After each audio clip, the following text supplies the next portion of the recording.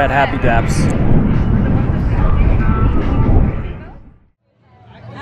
Hey guys, we're here at Happy Daps with Josh from Makeout Reef. Hell yeah. Thanks for doing this, man. What are you drinking right now? I'm drinking a Coors Light, keeping it light today. Damn, keeping it Coors Light. Do you Keeping usually it do light. Coors over like anything else? This is all what they had in the green room, so I was like, I'll just take it. I like Unfortunately, that. My favorite drink is what they have available in the green room. Exactly. Does Makeout Reef have a specific like green room request yet? Yes. So we on our last tour on our rider, we specifically asked for a rotisserie chicken and a salad kit, charcuterie board, protein shakes. I can fuck a charcuterie board. Yeah, up, exactly. so. And like San Pellegrino, wine, and then light beer. Who are you guys trying to fuck exactly? No, we're just like, well, we're keeping it light, like, because it's like it's easy to just put pizza on there, but if like, usually venues like if they'll do like hospitality well for you, they will go out of their way to get that stuff, and like, it's also like a good tech to like keep that stuff and take it on the road with you, for later. The rotisserie chicken is what's wild to me. It just sounds funny.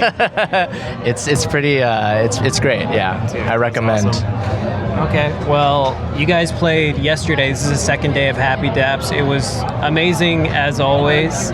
You guys sound so good live. Like every time I'm like, I forget how good you sound, and then I see you, and I'm like, fuck yeah, dude. Thank you. Doing it for so long, and now with your most recent music out, you're just keeping the train going. It sounds fantastic, and I feel like you guys have been popping off. You guys have been in the scene for a good while before bringing it back. I mean, how does it feel now that like you brought it back and the train's moving as it is?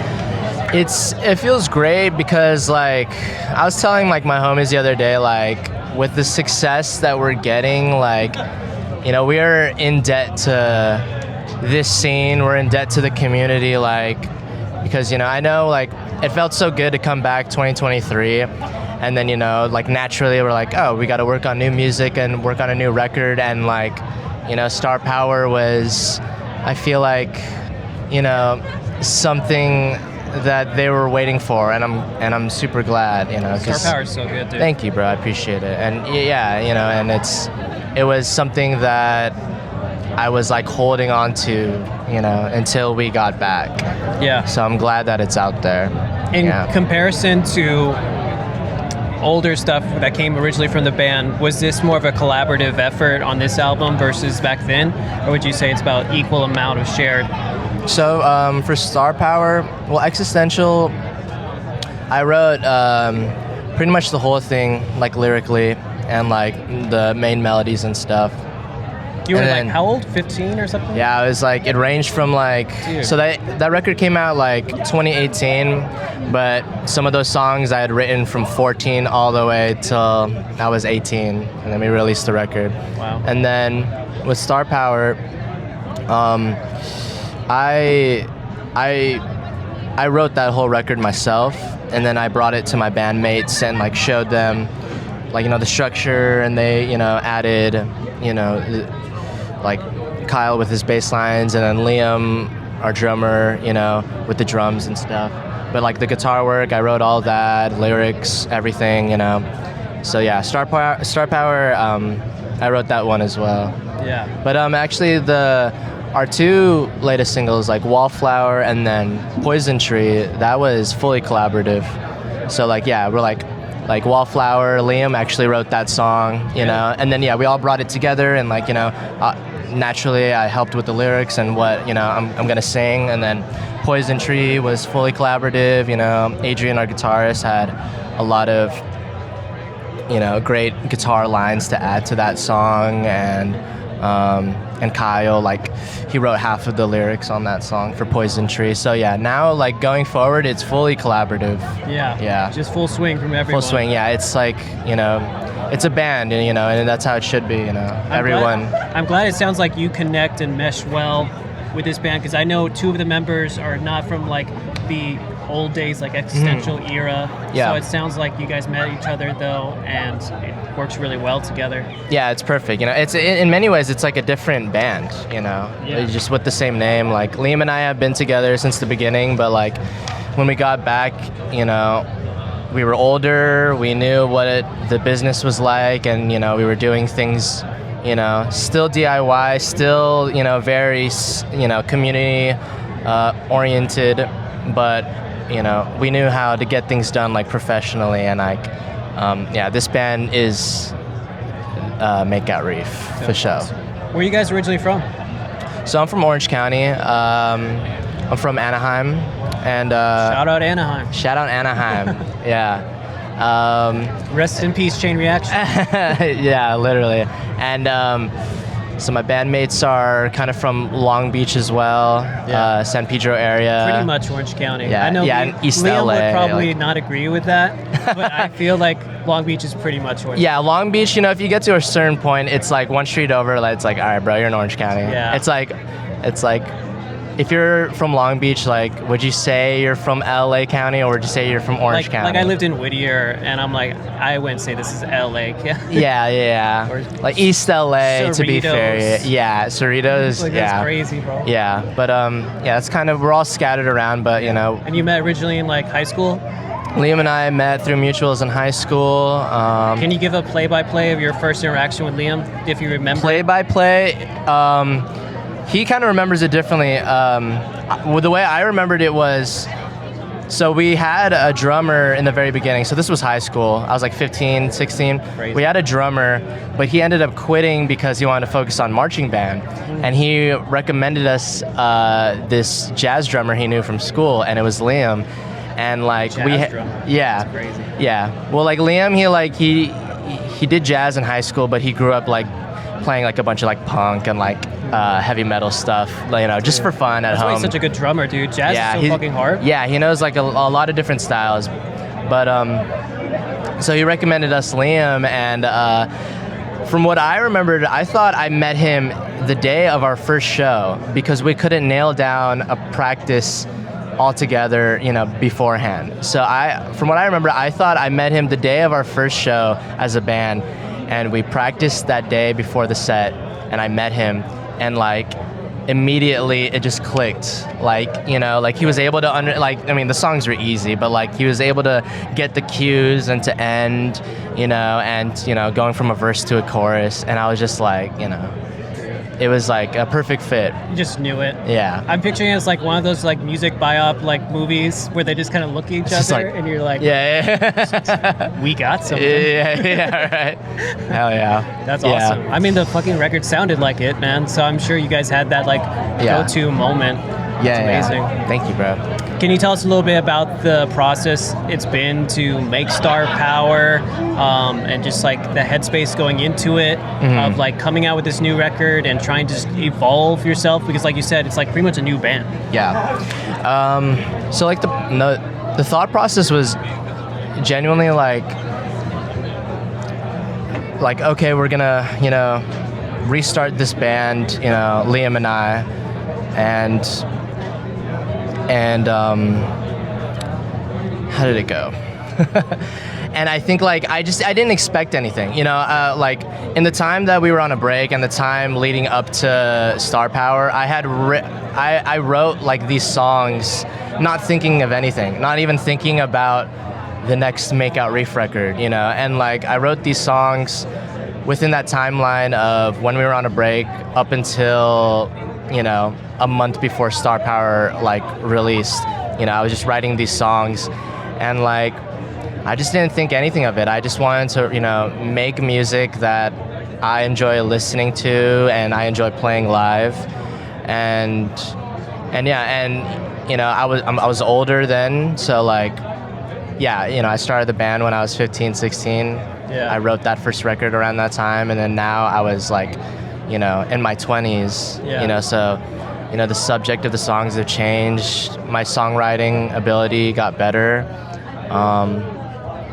and I think that it shows, you know, and that's where I was, you know, and I knew that, you know, when we released this record, if it catches fire, you know, that's great, but you know, I fully didn't expect where it is now. Yeah. You know, I was doing it for the love of the game, and I was doing it for, you know, the passion and truly to get something out for people, you know, now that we were back, you know, like, so yeah, I'm glad you know, where it's been. It sounds fantastic, and I think it's a good example of bands, which is a hard thing to do. Let me preface, is there'll be bands from the OG scene that will be in the surf punk sound, very angsty because they're very young and they're getting it out there, and that's just the sound that came of mind when they were so young.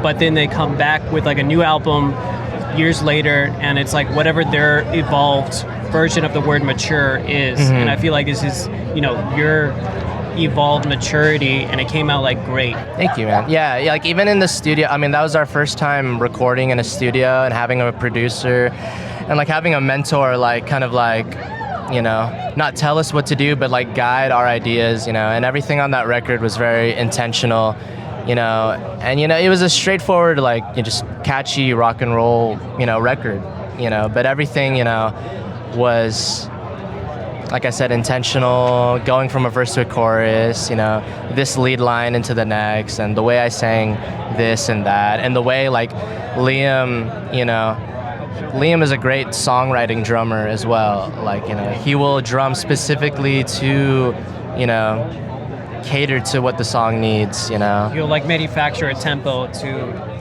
like a song you're saying, or like, yeah, or just like the type of rhythm for the section, you know. It's like he's not freestyling whatever, you know, like he's like, you know, I'm gonna do this in this section, I'm gonna do this pattern for this section. And same with like the guys in the rest of the band, you know, like Kyle, he was our first bassist who was actually a bassist and not like a guitarist who was like, all right, I'll do the bass for the band.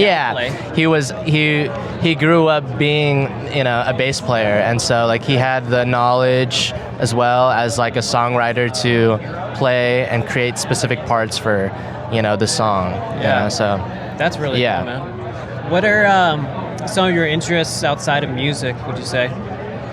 Some of my interests? Yeah. I mean, I like video games, but I'm so busy these days that I can't play enough. What's a video game you like? A video game I like? I mean,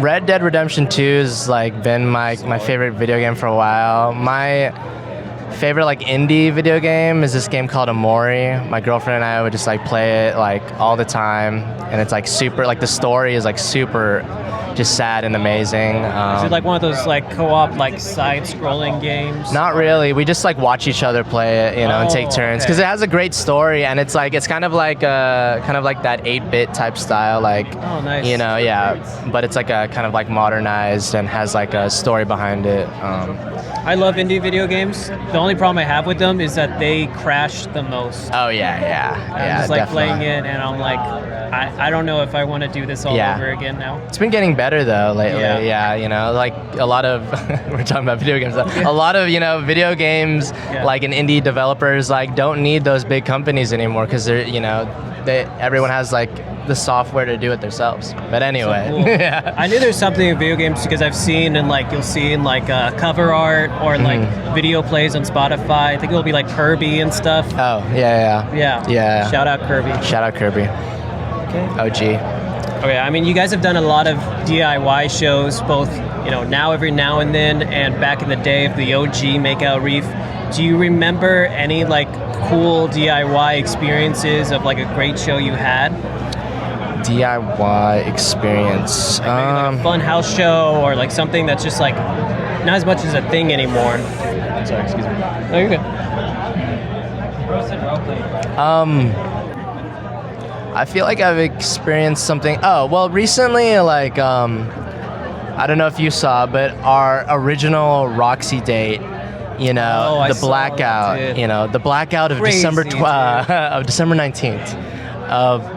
Yeah, that sucked. And like, you know, we like prevailed, and we were just like, dude, you know, we have all the homies out here. Let's, you know, try our best to find a new spot to play a show. And like, Liam, he works at a bar, and luckily he and his family owns that bar, and we were Pike's able Bar, to, right? yeah. Shout out Pike's Bar. Pike Bar, yeah. Just Pike Bar, Long Beach. No, yeah. Pike Bar, Long Beach. Yeah. Great place, great food, great bar. Say Josh sent you, and they'll take $10 off. Yeah. Great DIY-esque, venue.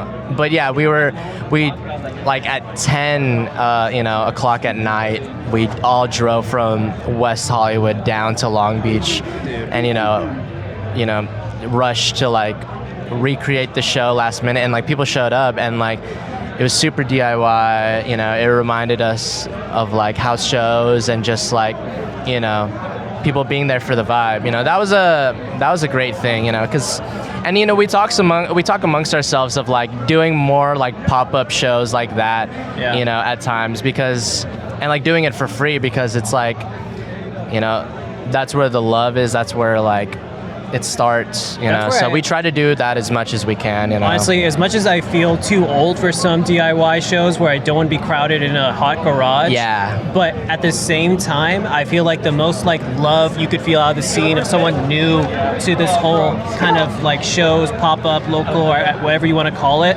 It's like at the DIY shows that are more intimate crowds, people you recognize. No, completely. Like, it's really cool like that. Like this, like Happy Daps is just like a bigger version of that, with 100%. Like a venue to, supply, a good show. But like the people here, the community, it's all the same type of people you would have seen at those backyard shows, or 100%. And so I get that completely. You guys just finished your tour. Yes. Congrats on that. Thank you very much. How did that go? Can you talk a little bit about it? It was great. Yeah, we were on the road, co-headline with Israel's Arcade, and with us both on it, we were able to pack out almost every show, and then on the road we sold out 3 of them. Yeah, on the road. Yeah, it was great. Because it's like, it's starting to show that we're getting love in cities outside of California, and it just pushes us even harder. What was that? You did that? What? You did that? Oh, I did Sorry. I'm being very passionate about, like, just when we're on stage.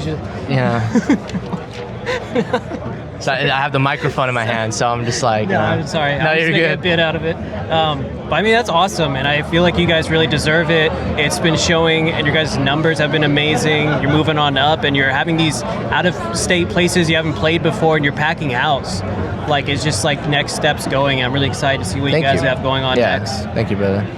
Did you have anything in particular you guys want to plug, or you guys yourself? Anything upcoming, or I don't know if this will come out before or after, but we're gonna announce another tour maybe in a week or 2. Nice. And that's gonna be East Coast. And so we're still getting that. We literally have the dates locked in. Mamma mia. We got the venues and all that like business stuff down, and it's gonna be our first time on the East Coast, and like, that's sick. Meeting these cities, and it's gonna be fun. Could you hint at some bands that you might be playing with, or is that under wraps? We have like a list of ideas, but we'll see if they're available. Definitely, like when we go to New York and like go to Colorado, like Warpole, I'd love to have them open.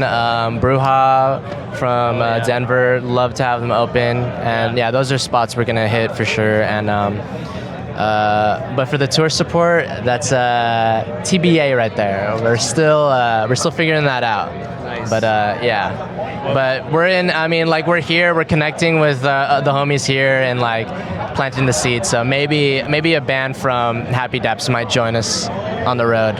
We shall see. We shall see. Yeah. Well, I want to thank you for doing this, Josh. Thank you so much, It's been really Christian. fun. I appreciate it. Sorry, the beer's getting to me. Thank you, bro. I appreciate it. Thank you, guys. Thank you, guys. Hell yeah. Okay, that's a wrap. Dude, that was awesome. Those are great questions. Thanks, man. I appreciate it. Thank you so much.